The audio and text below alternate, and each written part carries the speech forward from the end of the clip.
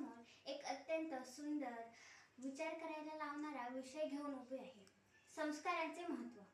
मित्रमैत्रिणींनो, जीवनात यश, पैसा, कीर्ती, शिक्षण हे सगळं मिळवणं महत्त्वाचे आहे.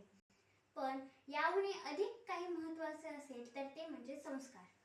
संस्कार म्हणजे केवळ शब्दच नव्हे, तर ती एक अशी शक्ती आहे जी आपल्याला योग्य अयोग्य यांचा बोध करून देते.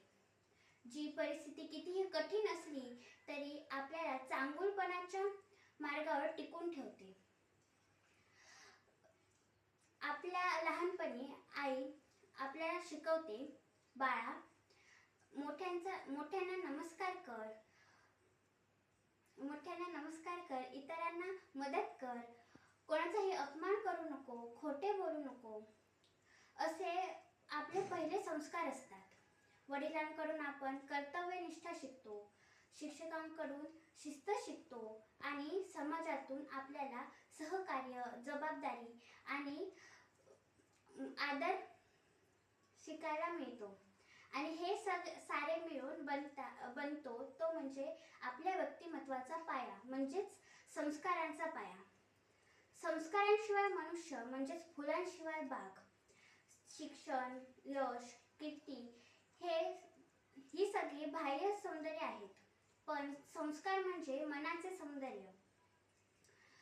आपल्या आजच्या या बदलत्या जगात जिथे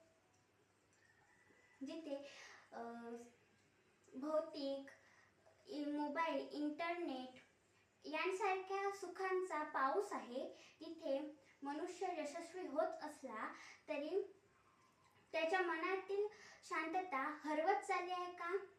कारण संस्कारांची उणीव भासत आहे. पूर्वीच्या काही घरात मोठ्यांचा सन्मान, वडीलधाऱ्यांचे ऐकणे, अतिथींना देव मानणे ही संस्कारांची पहिली पायरी होती. पण आज मात्र ही पहिली पायरी घसरत चालली आहे. लोक म्हणतात की वेळ नाही, पण खरंच संस्कारांचा वेळ आपण गमवत चाललोय.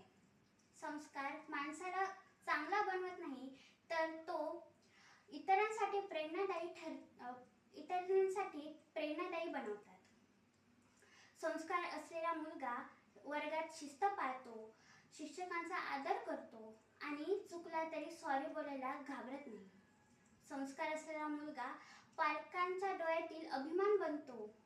संस्कार असलेली मुलगी समाजात सन्मान मिळवते, कारण तिच्या वागण्यात संयम, सौंदर्य आणि नम्रता असते. आपल्या भारतीय संस्कृतीमध्ये संस्कार या शब्दाचा अर्थ खूप खोल आहे.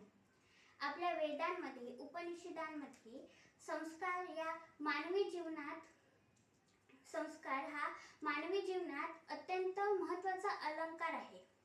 आपला भारत देश संस्कारांनीच ओळखला जातो. संस्कृती ही आपली ओळख आहे, पण संस्कार हे तिचे सौंदर्य आहे. मित्रमैत्रिणींनो, संस्कार म्हणजे बाहेरून लावण्याची गोष्ट नाही, तर ती आतून जपण्याची गोष्ट आहे.